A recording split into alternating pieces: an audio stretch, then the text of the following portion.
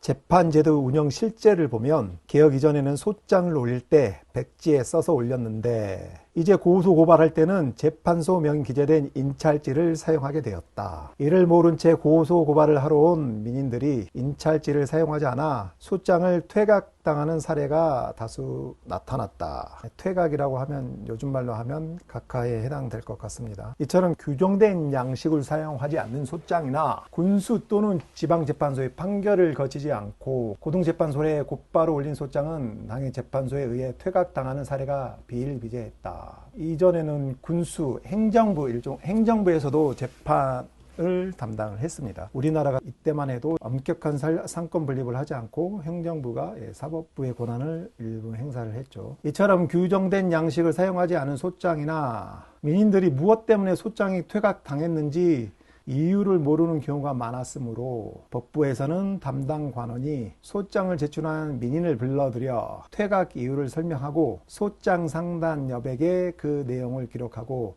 위조를 방지하기 위하여 관인을 찍어주라 지시를 하였다. 이 내용에서 알 수 있다시피 이때는 변호사 제도가 그렇게 없었죠. 대연인 사법서사 제도가 있었습니다. 소장을 작성할 때는 사법서사 작성을 하고 법정에서 변론은 대연인에게 위탁을 하는 구조였어요. 대연인은 요즘 말로 하면 변호사의 전신이 되겠죠. 그리고 대서서 소칙을 보면 보겠습니다.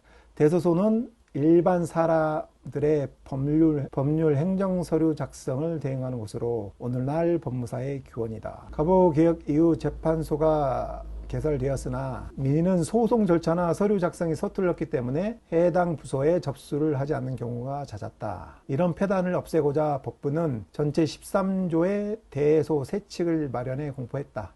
세칙에는 대서소 설치 이유, 대서료, 서류 작성 방식, 벌칙 등의 내용이 담겨 그래서 민인들의 편의를 위해서 사법제도의 발전을 위해서 대서소 세칙을 마련을 했습니다. 그리고 대서소, 대서인들 폐단을 보도한 독립신문이 있습니다. 1897년 8월 28일 고등재판소와 한성재판소 소장을 대신 써주고 그 대가를 무리하게 요구하는 등 대서소의 폐단이 크므로 혁파해야 한다는 내용이었습니다. 이때는 보수 규정이 없었나 봅니다. 이런 업무를 관장하는 기관을 만들어 놓고 보수 규정은 정하지 않았죠. 그랬더니 서울에는 소장을 직접 쓰지 못하는 민인들에게 돈을 받고 영업하는 대서소가 생기기 시작하였다. 이들 대서소는 법부의 허가를 받았다고 하면서 소장 써준 대가를 과다하게 받는 행태가 빈번하였다. 이에 법부는 1897년 9월 대서소 세칙을 반포하고 대사업을 하려는 자는 법부에 신청하여 대서소 세칙을 받은 후 개업을 하도록 하였다. 고소장은 국한문 혼용으로 하되 한 줄에 20자 이상을 쓰도록 하였는데 수수료는 한 장당 동전 2푼씩 받도록 제한하였다. 한 장당 동전 2푼, 동전 2푼 저게 얼마, 장당으로 받았습니다. 수수료를. 참 신기하네요. 이때 이런 게 있다는 게. 그리고 더 웃긴 것은 개혁 이전에는 민인들이 관찰사 수령을 고소하면 엄벌에 처했지만 엄벌입니다. 관료를 고소고발하면.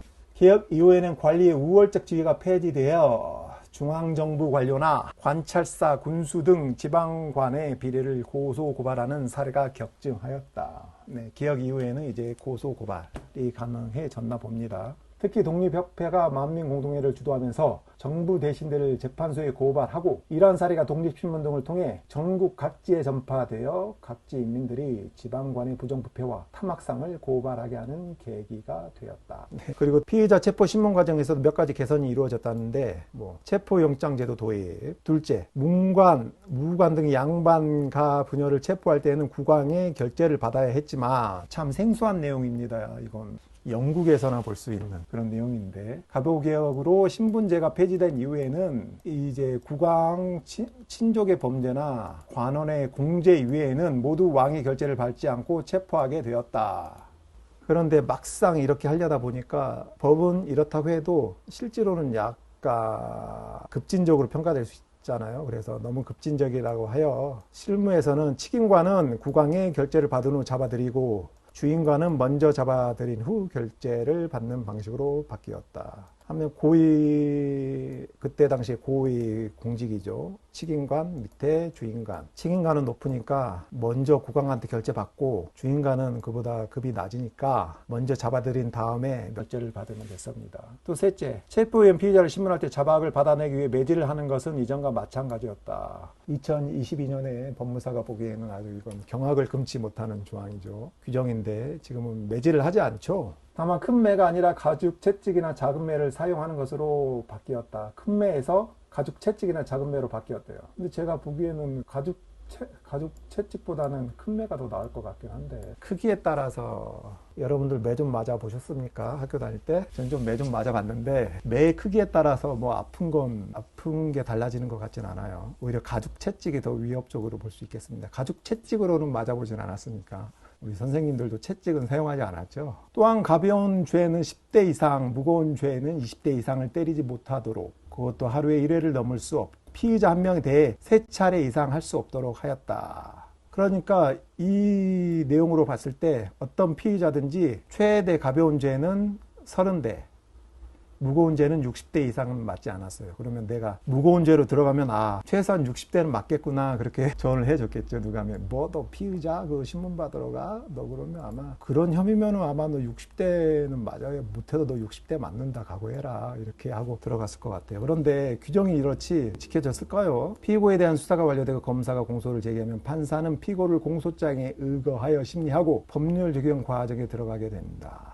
1895년 특별법원에서 흥선대원군의 손자 이준용의 정변 음모 사건을 처리할 때 적용한 제목이 대명률상의 모반죄였는데, 이는 무조건 사형에 처해야 하는 죄로 감형할 수 있는 규정이 전혀 없었다. 흥선대원군이 끔찍히 아끼는 손자를 사형에 처할 수 없었기에 내각은 특별법원의 판결 선고 하루 전날인 4월 16일 유형분 등과 가감내에 관한 건 및 특별법원에서 형벌을 작감하는 건을 각각 제정 반포하여 이준용의 죄를 특별히 2등급 감경해 10년 유형에 처하였다보다 10년 유형에 처하도록 하였다가 더 어울릴 것 같습니다. 사면에 대해서 한번 보겠습니다. 이때는 어떻게 사면을 했을까요? 판결이 확정된 이후 국왕이 조칙으로 사면령을 반포하면 형집행이 보류되거나 감형 또는 무조건 석방되었다. 재판이 진행 중일 때도 사면령에 의하여 석방되는 경우도 있었다. 그런데 우리나라도 현재 대통령이 사면권을 행사할 수 있습니다. 그런데 사면권을 행사할 때 그 대상이 확정된 형에 대해서만 가능해요. 그래서 재판이 진행 중일 때는 사면할 수 없습니다. 이게 차이점이 있네요. 사면령은 개혁 이전과 다름없이 정권의 변동기나 10년 초 황태자의 쾌유와 탄신일 등을 맞아 매우 빈번하게 반포되었다. 지금 황태자의 쾌유를 빌기 탄신일 이런 사유는 없죠. 그렇지만 정권의 변동기에는 사면이 예상이 되죠. 또한 사면 대상에 포함시키지 않는 죄목이 많이 줄어들어 결과적으로 사면될 수 있는 범죄가 많아졌다. 개혁 이전 통상적인 사면령을 내릴 때 포함시키지 않는 죄목은 매우 다양했다. 그래도 일정 범죄에 대해서는 사면을 행사하지 않았습니다. 10악에 해당됩니다. 발음을 잘해야겠습니다. 10악. 살인, 강도, 절도, 강간, 사기, 관물절도, 방화, 굴총, 뇌물수수, 조세, 횡령, 인신매매, 타인을 사지하는 모함죄, 고의로 피의자의 죄를 늘리거나 줄인 죄, 오늘날로 말하면 무고죄에 해당되나요? 범인인 줄 알면서 도망치게 하거나 숨겨둔 죄, 범인 도피 은닉죄 등이었다. 1880년대 반포된 사면령을 보더라도 사면 대상에 포함시키지 않는 죄목은 비슷했다. 그런데 가보 개혁 이후에는 사면 제외 대상이 매우 단순화되어 모반, 살인, 절도, 강도, 간통, 편제 등 6가지 죄목 이하 6범이라고 함으로 한정되었다. 그만큼 사면 대상에 포함되는 범죄가 확대되었다. 그렇죠. 사면 제외 대상 범죄를 이렇게 줄이면은 반대로 사면 대상에 포함되는 범죄는 확대되는 효과가 발생하죠. 오늘날 간통죄는 처벌하지 않으니까.